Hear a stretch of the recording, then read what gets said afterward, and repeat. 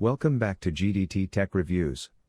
In this video we are going to do a detailed review and pick the top 5 best cheap laptops 2022. So let us get started and the review based on our studies and small research. If you have any personal suggestion, do let us know in the comment section. If you are for the first time, don't forget to subscribe and click on the bell icon for more videos. We will be also providing affiliates link to purchase from Amazon. Kindly use to for best offers and purchase from anywhere in the world. So let's get started. The Acer Chromebook Spin 713 also features the most up-to-date Wi-Fi 6 standard as well as Bluetooth 5.0, so connecting additional peripherals like a wireless headset is a snap, which is good because the speakers? Not the best. For a thinner Chromebook, we were happy to see a decent number of ports, including a USB 3.2 Gen Type A and a microSD slot, along with 2 USB Type-C ports with Thunderbolt 4. The webcam and microphone are the standard 720p webcam and microphone setup you'll find on most laptops out there. Hopefully we'll get better webcams one of these days, but probably not until we give up our obsession with razor-thin bezels. Unfortunately, there is no physical camera slide shutter on the webcam, which is always our preferred privacy solution. Speaking of, the bezels on the Chromebook Spin 713 are present, but not horrendous, other than the standard chin on very roughly 99.9% laptop displays in existence. Don't quote us on that, and the display was crisp and vibrant. The Dell G15 Ryzen Edition might be affordable, but it's still one of the boldest looking gaming laptops you can buy. It's dominated by a light shade that Dell calls Phantom Gray, and it's finished with a darker speckled pattern. Elsewhere, the hinge and rear section are chunky and darker, and there are orange G logos on the wrist rest and corner. The Dell stands out when compared to its rivals. The Lenovo is smart and subtle, while the MSI is dark and dated. The Dell has impressive build quality, too. It's strong enough to carry in a bag. Dell's machine might look good, but it's not slim or light.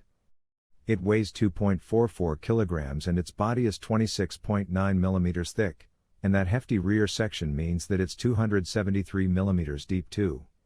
That makes it larger than both of its rivals, albeit not by a huge amount. The MSI is smaller than the Dell and Lenovo.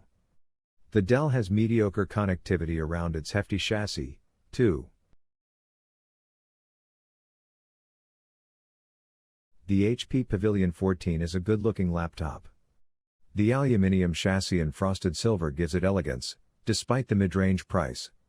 It's polished for office use, without the awful chunkiness you get on some business laptops, such as the, otherwise excellent, Acer Aspire 3. If you're interested in a machine that will double up for personal and professional use, the Pavilion 14 definitely looks the part. But more crucially, it's portable. While there are lighter laptops out there, the Pavilion 14 is very light at 1.46 kilograms. Plus, it's wonderfully compact. You can carry it with one hand if you need to rush off to the kitchen or a conference room for a call. Equally, it will comfortably balance on your lap if you're commuting on a train.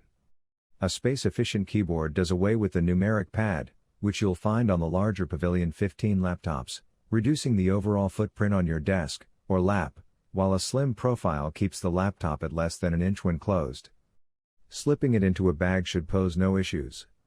See some of the best laptop bags and rucksacks here. While the Pavilion 14 doesn't include a Kensington lock port for those looking specifically for an office laptop, a nifty fingerprint reader all the more cements the device as a solid option for work from home or hybrid home and office routines. As for the fingerprint reader itself, I found it was reliable most of the time. I occasionally had to shift my finger for a more accurate reading, but never was I locked out for multiple failed attempts. The Pavilion 14 offers a 14 inches IPS anti-glare Full HD.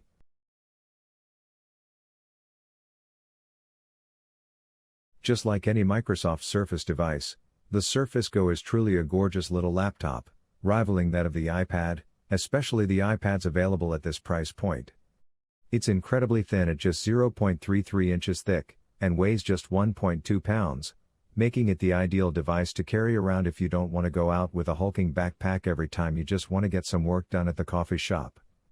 The model we have in has the classic silver surface aesthetic, with the Windows logo in a gorgeous chrome finish on the back of the device, on its hinge, where it's going to get the most attention. From behind, this is one of the more attractive devices you'll probably see in a cafe, but it's a different story from the front. Not a lot has changed in the Surface Go's design since the Surface Go 2, which means the chunky bezels are back again. It is a tablet, which means people will need a little bit of space for just holding the device, but there are so many tablets out there that have solved this problem already, including Microsoft's own Surface Pro 8, that it really feels like a relic. But, again, this is a budget device, so we're not expecting a truly extravagant piece of tech here.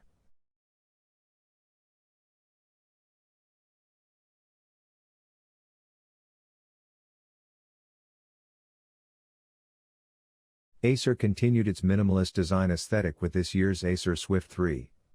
Definitely taking a cue from the Apple MacBook Air, the thin, lightweight aluminum chassis should feel familiar to anyone acquainted with earlier Acer Swift 3 models. The matte silver finish with polished Acer logo on the back is about as flashy as the laptop gets, and, for some, that's exactly what they're looking for. Needless to say, you will have to supply the personality yourself. The Swift 3 measures in at 12.6 by 8.5 by 0.6 inches and weighs 2.7 pounds, making the device incredibly portable without feeling flimsy.